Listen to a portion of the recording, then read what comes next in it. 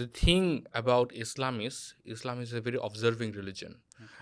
It loves when people observes.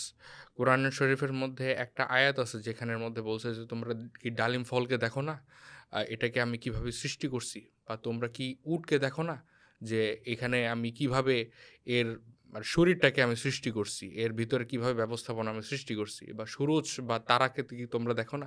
Probably সূরা আর রহমানে, if I am not wrong.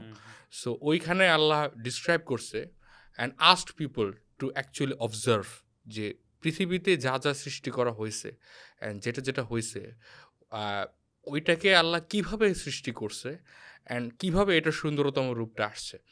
So when we observe Saudi Arab in general, you start observing Islam.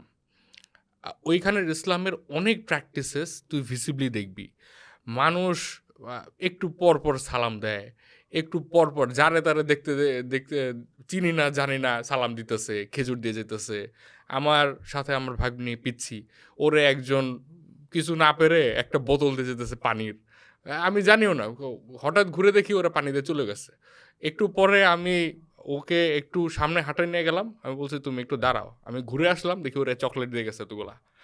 So Saudi Arabia is a place of mercy, not Saudi Arab in general, Mecca, Medina, ওই জায়গাগুলা।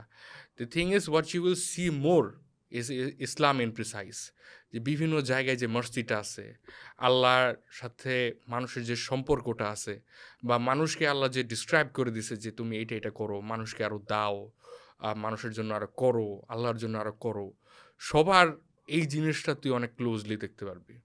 This is the thing. আমি তো in general বললাম, but when you go there you will realize what I'm talking about.